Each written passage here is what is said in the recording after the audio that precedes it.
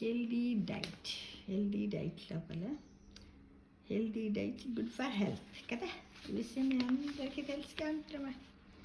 తినరా మై మరచి, తినరా మై మరచి. మైదపిండికి ప్రత్యామ్నాయం సగ్గుబియ్యం. దానిని మనం ఏమంటాం? సాబుదానా అంటాం, సాగో అంటాం కదా. అంటే మైదపిండికి ప్రత్యామ్నాయం ఏమిటి? సగ్గుబియ్యం. దాని గురించి ఇప్పుడు తెలుసుకుందాం. ఓకేనా ఫ్రెండ్స్?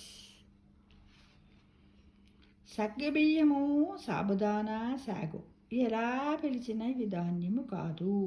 తాజాగా తవ్విన కర్రపెండలం అంటే కసావ దుంపల్ని శుభ్రపరిచి చెరుకు రసములా పిండి రసము తీసి కదల్చకుండా ఉంచితే అడుగున గుజ్జు గట్టిపడుతుంది.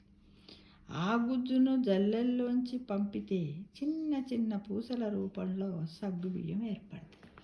అంటే మనకి ఇప్పటివరకు చాలామందికి సగ్గుబియ్యం ఎలా ఏర్పడతాయి, దేని నుంచి వస్తాయి అనే విషయం తెలియని వాళ్ళందరూ కూడా ఈ వీడియో విన్న తర్వాత తెలుసుకోవచ్చు మిత్రులు. కర్రపెండలానికి బ్రెజిల్ పుట్టినిల్లు. అక్కడి తూపి అనే భాషలో గట్టిపడే కర్రపెండలం గుజ్జుని టిఫియోకా అన్నారు. పోర్చుగీసులు దాన్ని టపియోకాగా ప్రపంచానికి పరిచయం చేశారు. ఆఫ్రికన్ భాషల్లో సాగో అంటారు. సాగో బియ్యమే సగ్గు బియ్యం అయ్యాయి. కానీ అందరం తింటూ ఉంటాం. ఏంటంటే మనకి ఏదైనా విరేచనాలు అయినప్పుడు, వామిటింగ్స్ అయినప్పుడు తప్పకుండా సగ్గు బియ్యంతో జావ చేసుకొని తాగుతాము. జీర్ణక్రియ సులభంగా జరుగుతుంది, హైలీ కార్బోహైడ్రేట్స్ ఉంటాయని కూడా అందరికీ తెలుసు మిత్రం. కర్రపెండలం శుభ్రపరిచే ప్రక్రియకు అధికంగా నీరు కావాలి. ఆ నీటిలో సయనైడ్ ఉంటుంది. దాన్ని సురక్షితంగా నిర్వహించడం నీటి పరిశ్రమల ముందు నిలిచిన పర్యావరణ సమస్య. అయినా తమిళనాడు, ఆంధ్రప్రదేశ్, కేరళల్లో సగ్గుబియ్యం పరిశ్రమలు చాలా ఉన్నాయి. ఆహార ప్రయోజనాలతో పాటు టపియోకా స్టార్చ్కు విస్తృత పారిశ్రామిక వినియోగం ఉంది.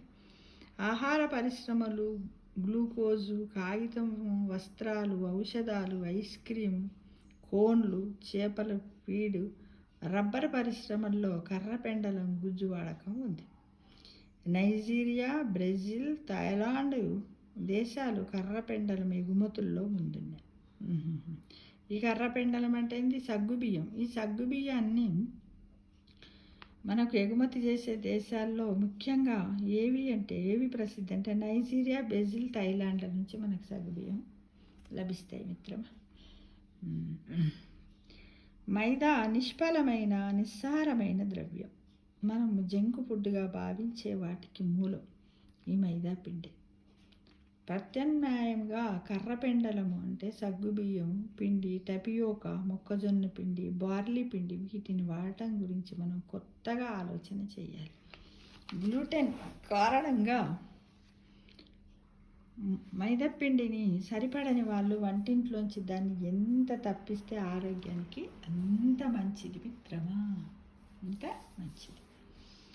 తెలుపు, ఎరుపు, కషాయము, ఆకుపచ్చ రంగులు కలిపి వ్యాపారులు సగ్గుబియ్యాన్ని కూడా కలుషితం చేస్తున్నారు. మనం అప్పుడప్పుడు తీసుకుంటాం చూడండి, సగ్గుబియ్యంలో రంగులు కలుపుతారు. ప్రపంచానికి నీతులు చెప్పే విదేశీయులు రంగులు కలిపిన ఆహార పదార్థాలు మనకన్నా ఎక్కువగా వాడుతున్నారు. షెజువాన్ స్టిక్స్ లాంటి విదేశీ వంటకాలు తినేటప్పుడు విషపు రంగుల గురించి ఆలోచించండి మిత్రమా. విదేశీ వ్యామోహాన్ని వదులుకోవటమే దీనికి పరిష్కారము. సగ్గుబియ్యం తేలికగా అరిగే ఆహారం. మైదా పిండితో పోలిస్తే అనేక రెట్లు ఆరోగ్యదాయకం. అల్సర్లు, ఎసిడిటీలు, విరేచనాలు, అమీబాయిసిస్ వ్యాధుల్లో మైదా తినొద్దు, సగ్గుబియ్యం తినాలి.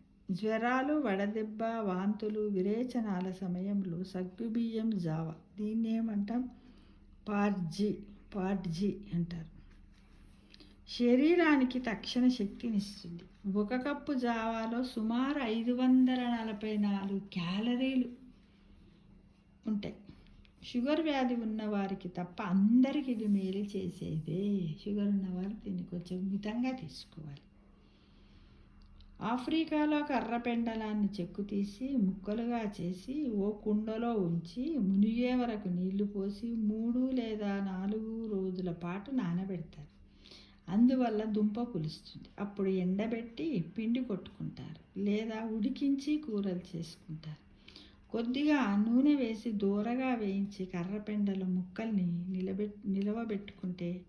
పెట్టుకునే అలవాటు కూడా ఉందంట. ఎక్కడ? ఆఫ్రికాలో. సగ్గుబియ్యంతో అప్పడాలు, వడలు, వడియాలు, బజ్జీలు తయారు చేసుకుంటారు.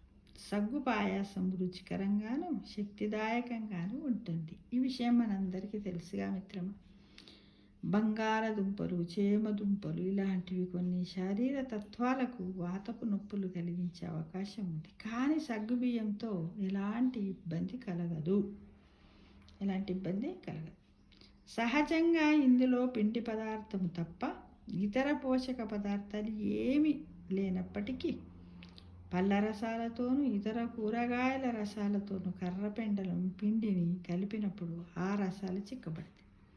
సగ్గుబియ్యం కూడా కలుపుకోవచ్చు. చాలా దేశాల్లో దీన్ని ఆహార పదార్థాలు